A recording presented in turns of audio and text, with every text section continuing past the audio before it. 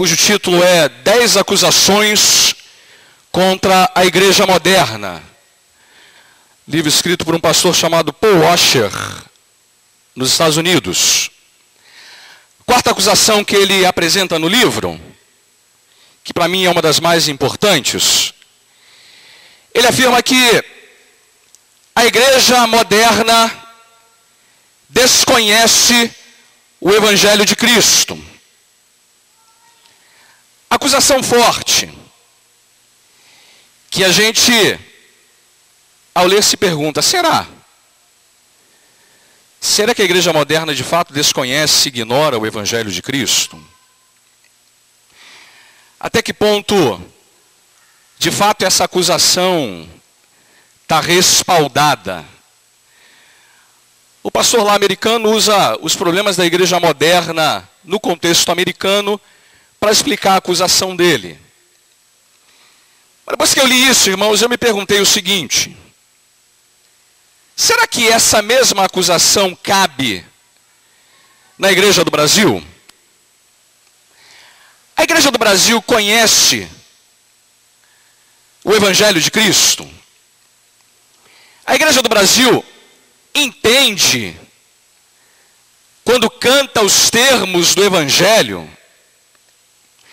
Como é que anda o nosso nível de compreensão da mensagem da Boa Nova do Evangelho de Jesus?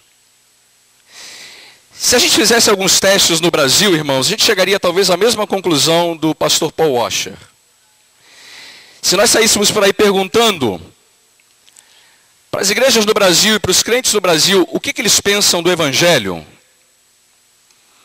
eu penso que a gente não se surpreenderia se descobríssemos inúmeras definições diferentes e contraditórias entre si com relação ao Evangelho. E olha, eu não estou falando, irmãos, só de igrejas neopentecostais, não. Estou falando de igrejas históricas, tradicionais, de gente que já vive a vida da igreja por muito tempo. Eu não me surpreenderia se eu percebesse que ainda há muita incompreensão entre nós acerca do que é o Evangelho. Eu até acho, irmãos, que em geral, o crente médio das igrejas do Brasil se comporta como aquele torcedor de clube de futebol. Essa é uma boa noite para falar disso, né? Aquele sujeito que torce para o Botafogo, para o Flamengo, para o Vasco, para o Fluminense. Fluminense eu deixei por último, você viu, né? E ele torce, mas ele não sabe a escalação do time, não sabe a posição do time na tabela, não sabe nem quando o time joga, mas ele torce. É só para ele ficar de bem com a cultura futebolística do Brasil. Mal comparando, irmãos, há crentes na igreja, há crentes entre nós, a média da compreensão do Evangelho está nesse nível. Ele talvez tenha muito pouco compreensão do que é o Evangelho. Mas ele adere, ele participa, ele se envolve, porque afinal, ele não quer ficar mal com a cultura evangélica crescente no Brasil. Eu penso, irmãos, que nos últimos anos a igreja vem, de uma certa maneira, sendo levada a acreditar que nós não precisamos mais do Evangelho. Isso é uma coisa que me irrita, que me deixa indignado. É quando eu vejo alguma manifestação no nosso meio que pode dar a entender, no menor grau possível, que o Evangelho é só o primeiro passo. Que o Evangelho é algo que a gente resolve em 10 minutos. Que há coisas mais importantes, além do Evangelho. Não, o Evangelho é uma coisa básica, quase que desnecessária. A gente até criou a linguagem da pregação evangelística. Como se o Evangelho só precisasse ser pregado para quem ainda não o conhece. Amados, eu estou aqui essa noite para dizer o contrário de tudo isso. a igreja precisa do evangelho, e quanto mais do evangelho ela tiver, mais saudável, mais viva, mais verdadeira, mais bíblica é essa igreja. Nós jamais deveríamos prescindir do evangelho. Não há nada que precisamos saber mais do que o evangelho. Não há nada que nos interesse mais do que o evangelho. Eu não quero saber de nada mais a não ser de Cristo e este crucificado. Não há nada que seja mais importante para a agenda da igreja do que o evangelho. Amados, o evangelho devia ser para a gente como aquele disco arranhado. Eu era criança e tinha uma vitrola na minha casa.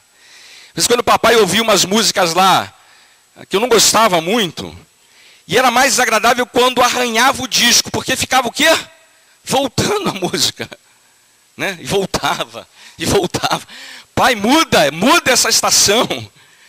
Mas o evangelho tem que ser esse disco arranhado, no bom sentido. Devemos estar frequentemente ouvindo e sendo impactados por ele. Amado, se você acha que a pregação do evangelho já não lhe interessa mais, eu temo pelo bem-estar da sua alma. Precisamos do evangelho o tempo todo, e é por isso que a gente faz a ceia, irmão. A ceia é se apropriar dos elementos do evangelho, de maneira que o evangelho fala até aos nossos sentidos. Comemos do pão, bebemos do cálice, e essa é uma agenda que deve ser reproduzida frequentemente na vida da igreja, para a gente lembrar que a nossa salvação vem tão somente por causa do que Deus fez por nós através do seu Filho. Hoje então, eu quero responder essa pergunta. Já se é tão importante entender o evangelho, e já que, de fato, é quase que evidente para a gente que a igreja está se distanciando desse evangelho, a pergunta que não quer calar é: o que é o evangelho então? O que é o evangelho? Todo mundo está aqui lembrando na cabeça de que o evangelho é a boa nova, não é? A boa nova que vem dos céus para a gente. E eu queria tentar resumir de maneira bem didática e bem clara e bem direta essa noite, com base no que a gente leu lá em Romanos, e fazer duas afirmações que talvez nos ajudem a entender, sintetizar, e isso nos preparar também para o memorial da ceia dessa noite. Primeira afirmação que eu faço é que o evangelho não começa com a gente, não começa com os nossos problemas, não começa com as nossas necessidades. O evangelho não é dizer que está tudo bem com a gente, não é dizer que Jesus quer ser o nosso amigo, não é dizer que Deus é amor, não é dizer que precisamos de uma reforma moral. O evangelho não é nada disso, embora ele inclua alguns desses elementos. É bom que se diga que qualquer versão do evangelho que não englobe dois elementos centrais que a gente vai ver essa noite, não tem o direito de ser chamado de evangelho. Primeira coisa então que eu quero afirmar é que o evangelho começa com a natureza de Deus, o estado da humanidade e sua rebelião para com Deus. Amados, antes de tudo a gente tem que entender, como foi cantado já essa noite, que sem o evangelho a gente está completamente perdido. Não tem a menor chance de solução para a gente. Isso aparece no texto de Romanos, especialmente nos versos 19 e 20. Veja aí como é que o apóstolo coloca isso para a gente. Ora, sabemos que tudo que a lei diz, aos que vivem na lei o diz, para que se cale toda a boca e todo mundo seja culpável perante Deus, visto que ninguém será justificado diante dele por obras da lei, em razão de que pela lei vem o pleno conhecimento do pecado. Primeiro, o Evangelho trata do nosso problema mais central. E o seu problema mais central não é a sua conta bancária, não é a roupa nova que você passa a comprar, não é o carro novo, não é absolutamente nada que diz respeito a bens materiais ou coisas parecidas. O Evangelho trata, irmãos, do maior problema que temos para enfrentar nessa vida. E eu e você conhecemos bem de perto esse problema. Trata-se daquele vazio que carregamos dentro da gente, daquele algo que nos faz sentir sempre desconfortáveis, algo que nos faz sentir como fora do lugar, como sujos, como gente que em algum momento da nossa vida se pergunta: o que a gente está fazendo aqui? Para onde a gente vai? Qual é o sentido da vida? A Escritura diz que o homem não tem paz, os ímpios não têm paz, porque eles estão em rebelião para com Deus. Ponto central é que os homens jamais encontrarão satisfação plena nessa vida, enquanto não forem reconciliados com Deus. O ponto central é que não se trata de uma mensagem que diz para a gente que a gente está bem. Nós não estamos bem. Nós não só sentimos culpa, nós somos culpados. Nós não só enfrentamos conflitos dentro da gente, a gente está em conflito. Nós não só entendemos que somos transgressores, nós somos transgressores, somos rebeldes. Não vivemos de acordo com a lei que o Criador estabeleceu para nós. Todos pecaram, diz a Escritura, e destituídos estão da glória de Deus.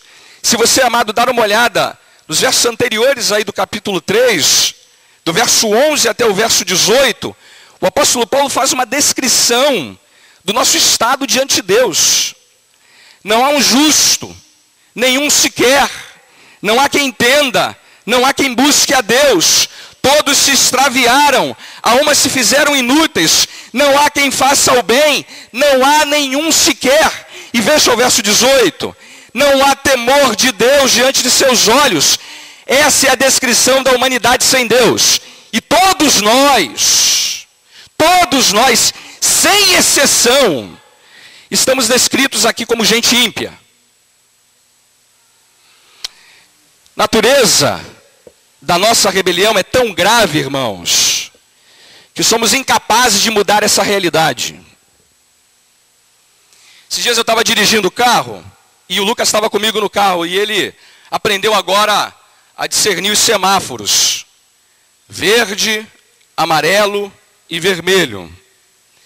E eu passei numa rua e o sinal estava vermelho e eu avancei o sinal. Confesso o meu pecado, irmão. O Lucas logo na hora que viu falou assim: papai, o senhor avançou o sinal. E aí eu fiz teologia com ele, né? Teologizei. Meu filho, todos nós avançamos o sinal vermelho. Todos nós quebramos a lei de Deus. Todos nós somos injustos, sujos, ímpios diante dele. É claro que eu aproveitei o ensejo, né, irmão? Mas a ilustração serve. Todos nós avançamos o sinal vermelho. E quem ainda não enxergou isso sobre si mesmo, não está pronto para o Evangelho. O Evangelho tem muito para dizer para quem sabe que avançou o sinal. Para quem sabe que quebrou as leis. Para quem sabe que tem dentro de si, no seu coração, motivações impuras. Para quem sabe que é pecador com P maiúsculo e que não tem desculpas para o pecado cometido contra Deus. E isso é pior, é contra Deus. Sabe o que Deus exige como pena do pecado? A morte. Salário do pecado é a morte. Toda alma que pecar, essa morrerá. O Deus Santo não pode simplesmente olhar para o nosso pecado e ignorar a exigência que a santidade dele faz quanto ao nosso pecado. O Evangelho começa lembrando para a gente que nós somos objetos da ira desse Deus. Nós somos objetos da ira dele contra a nossa injustiça. E eu não sei, irmãos, não sei até que ponto alguns de nós entendem isso da maneira bíblica. Se eu pergunto para a pessoa, você foi salvo do quê? Deus te salvou do quê? Aí ele diz assim, olha, Deus me salvou do meu pecado. E para aí. Se a resposta está certa, tá, em termos gerais ela está certa. Mas em termos específicos e bíblicos não. Porque Deus nos salvou do nosso pecado apenas. Ele nos salvou da sua ira contra o nosso pecado. Deus salva o pecador dele mesmo.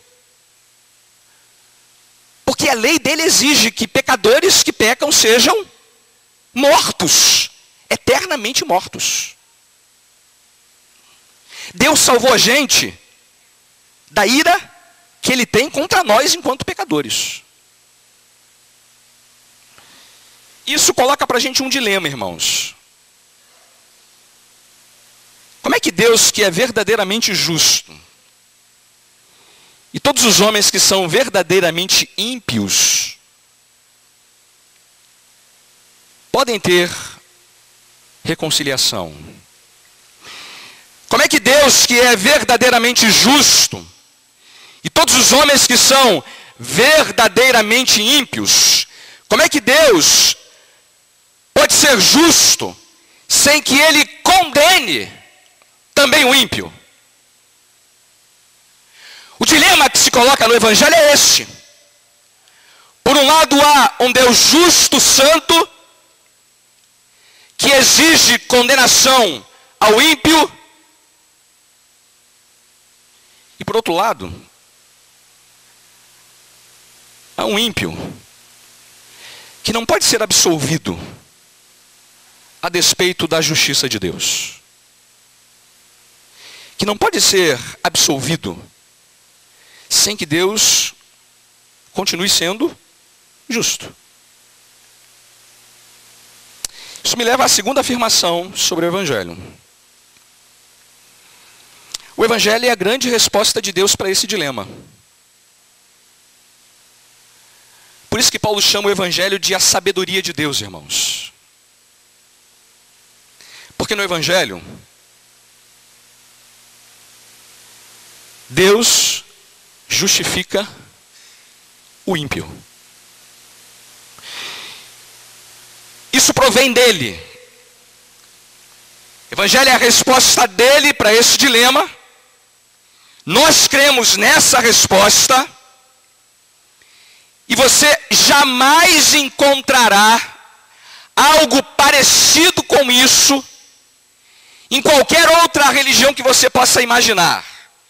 Você não vai encontrar isso no budismo, no hinduísmo, no islamismo, qualquer outro ismo que você possa acreditar aí e pensar. Resposta para esse dilema só se dá plenamente de verdade no Evangelho. E a resposta pode ser resumida com essa frase: Deus justifica o ímpio.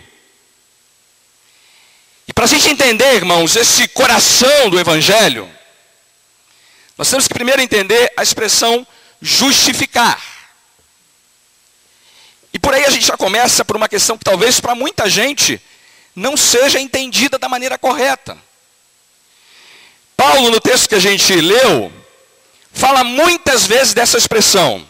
Eu vou citar algumas delas. Verso 20.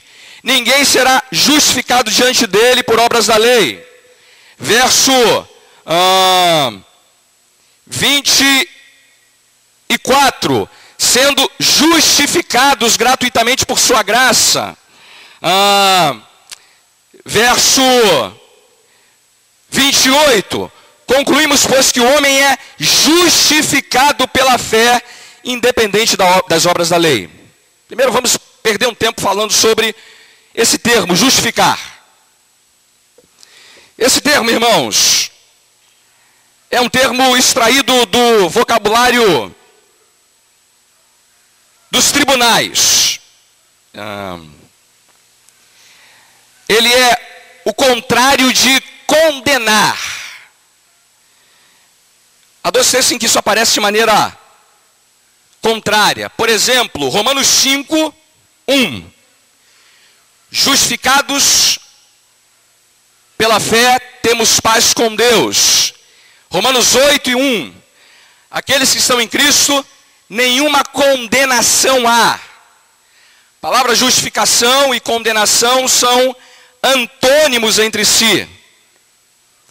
Antônimos que representam ideias contrárias. O termo justificar significa basicamente, irmãos, declarar o estado de alguém diante da lei. Declarar que a pessoa é judicialmente inocente. Declarar inocência. Você talvez tenha aqui a memória de alguns filmes que você tenha assistido, de tribunais. Eu gosto muito desses filmes de tribunal. Juiz, advogado, esses filmes são muito interessantes para mim sempre. Tem aquele momento em que o juiz pega o martelo e dá o veredito. E ele faz duas coisas possíveis quando o processo é criminal, por exemplo. Ele declara o réu inocente ou declara o réu culpado. Esse ato de declarar o réu inocente é justificar alguém. Você sabe que essa declaração do juiz não inclui mudança de caráter. Ele declara sem que essa declaração produza efeitos dentro de quem está sendo justificado. É uma declaração de fora.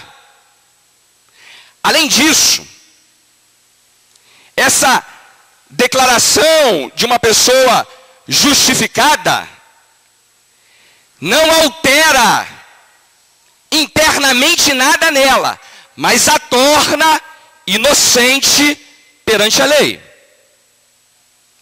O que Deus faz no Evangelho, irmãos, é que Deus declara, afirma enquanto juiz, inocência. Isso acontece fora da pessoa, não há mudança de caráter nela, e acontece de uma vez por todas, é instantâneo, não é um processo. O juiz, quando declara o réu inocente, não faz isso de maneira processual. Olha, você está sendo inocente. Não, ele declara. A declaração de inocência é de uma vez por todas, e ninguém deve deixar de entender que é isso que está sendo dito com a palavra justificado. Há uma declaração sendo feita pelo próprio Deus acerca daquela pessoa. Mas eu sei que muita gente se decepciona quando tem um problema na justiça, especialmente no Brasil, que a justiça demora milênios para acontecer, né? Você tem que ficar lá esperando. E aí quando você vai lá no juiz, ele resolve tudo rapidinho, né? Mas foi tão rápido, ele fez tudo tão rápido. Porque é para lembrar isso. É uma declaração instantânea, que declara a inocência, sem que haja mudança de caráter naquela pessoa ainda. No Evangelho, Deus está justificando o ímpio. E com base em que ele justifica o ímpio? Essa é a segunda coisa que a gente tem que entender sobre o centro do Evangelho. A base da justificação do ímpio são os méritos de Cristo.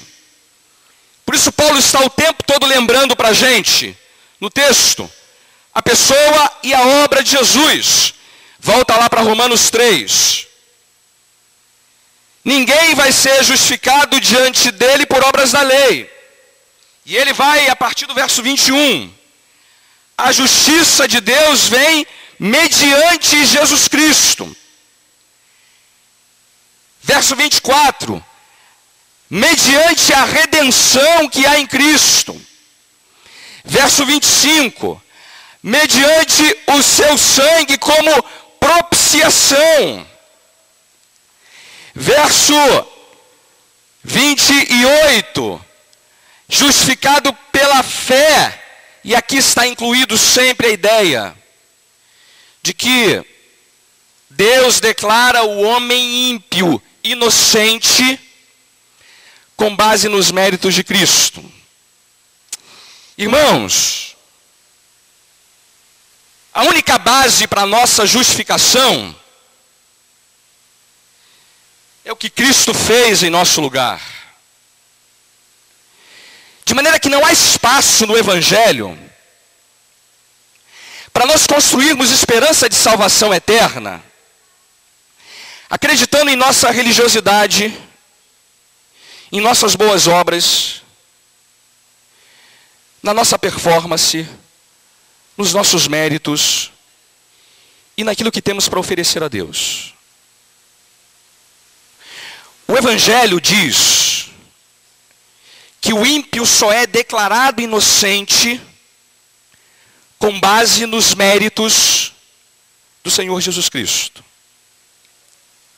De maneira que todo pecador se aproxima do Evangelho com as mãos vazias, porque ele não tem nada para oferecer. Não tem nada para oferecer. Tudo que ele tem é impiedade, é vileza, é maldade, é uma contaminação e um coração corrupto. A base é a morte dele, irmãos, a morte de Cristo. Olhamos para o que ele fez no Calvário e entendemos que foi na cruz. Foi na cruz onde um dia nós vimos nosso pecado sendo castigado nele. Ele bebe o cálice, nós cantamos essa noite. Sabe que cálice é aquele? O cálice da ira de Deus contra nós. Não foram os homens maus que tiraram a vida de Cristo. Não é um exemplo de amor o que temos no Calvário. O que temos lá é ele bebendo completamente o cálice da ira de Deus contra pecadores ímpios.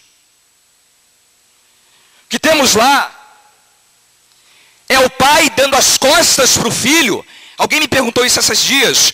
Pastor, na cruz do Calvário, o pai se voltou para o filho de verdade, de fato, consumadamente. Falei, irmão, você ainda não entendeu isso. É óbvio que sim. Porque naquele momento, diz a Escritura, o filho se fez pecado por nós. Se fez pecado por nós. Para que nele, fôssemos feitos justiça de Deus. Base da nossa justificação é a morte dele, mas é também a obediência perfeita, a justiça perfeita que ele obteve. Jesus, amados, é o justo, aquele que é sempre reto em todos os seus caminhos, que sempre agradou ao Pai, que sempre foi justo. Nós essa noite cantamos cânticos que parece dar a entender que foi o Pai que sofreu na cruz. Não, quem sofreu lá foi o Filho. E ele não só sofreu em nosso lugar, como também obteve a justiça que nós somos incapazes de obter. Não havia dolo, não havia pecado, não havia mancha e defeito algum nele. Deus declara o ímpio justificado com base nos méritos de Cristo. E ele faz isso, irmãos, usando uma expressão do Novo Testamento que é muito importante da gente entender. Imputando a justiça de Cristo na conta do ímpio e imputando o pecado do ímpio na conta do seu filho. Quem aqui está com a conta vermelha no banco? Não precisa abrir o coração não, meu irmão. Eu sei que todos nós estamos aí tentando guardar o almoço para poder jantar. Imagina que você tivesse alguém que ligasse para você e falasse assim, eu imputei lá um valor na sua conta. O termo bíblico para imputar significa exatamente isso, irmãos. A ideia é acreditar na conta de alguém algo que não lhe pertence. Deus então declara justificados, inocentes, todos os nossos pecados, porque transfere para a nossa vida a justiça de Cristo. E acredita na conta do Filho os nossos pecados. A justiça continua sendo de Cristo, mas agora ela passa a ser nossa por imputação. E Ele que não cometeu pecado, se faz pecado por nós. É como se nós nunca tivéssemos pecado? Não, é mais do que isso. É como se nós tivéssemos sempre guardado a lei de Deus. É como se nós ouvíssemos mais do que aquela mulher ouviu. Você lembra que a mulher foi pega em pecado, em flagrante adultério? Jesus falou para ela o quê? Vai e não peques mais. O Evangelho diz algo ainda mais sublime do que isso. O Evangelho diz, você está inocentado. Você é inocente. Eu declaro você justificado com base naquilo que o meu filho fez no Calvário no seu lugar. Eu, como juiz, declaro que você não tem mais culpa alguma diante da lei. Declaro que você está livre da condenação que a minha ira exige contra o pecado. A tua justificação não é tua justiça, é a justiça do meu filho, que passa a ser tua, porque eu imputei ela sobre você. Como é que o pecador se apropria disso? Lemos aí em Romanos o tempo todo que ele fala que isso é feito pela fé. A justificação é adquirida por meio da fé.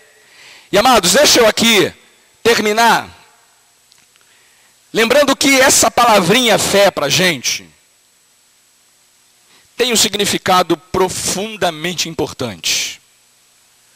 Porque se por um lado Deus declara com base nos méritos de Cristo o ímpio como justificado, por outro lado o Evangelho também estabelece que há apenas uma maneira do ímpio receber essa justificação. Isso se faz por meio da fé. Algo que também os pecadores recebem, porque a fé também é dom de Deus. Mas a fé aqui é a lembrança de que nós passamos a confiar na suficiência da obra salvadora de Cristo, como a única base da nossa justificação. Nós passamos a entender que não fizemos absolutamente nada para sermos aceitáveis a Deus, e só somos aceitáveis a Ele por intermédio da obra vicária do Senhor Jesus, e nos apropriamos disso pela fé. Daqui a pouco você vai comer o pão e beber o cálice da ceia do Senhor. O comer e o beber representam para a gente a fé nessa noite. Porque a fé se apropria daquilo que o Evangelho oferece. Mas lembre, o que alimenta não é o ato de comer, é o alimento. Da mesma maneira, o que nos justifica não é a fé, é a justiça de Cristo, que nós nos apropriamos pela fé. De maneira que não somos salvos por causa da fé, somos salvos por causa de Cristo. E nos apropriamos do que Ele fez por meio da fé. Comer, então, é necessário para fortalecer o corpo, da mesma maneira que a fé é necessária para quem se apropria da justiça de Cristo. E aqui, amados, eu quero dizer uma coisa, é a fé e apenas a fé.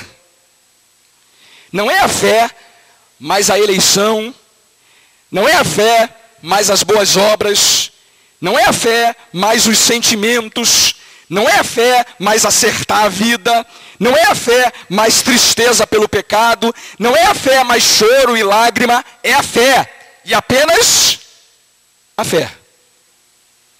E não importa o tamanho dessa fé, irmãos, a fé pequena e a fé grande se apropria da justiça de Cristo oferecida no Evangelho, se apropria da declaração que o Evangelho faz sobre o ímpio que é justificado por meio de Jesus, e se vê completamente livre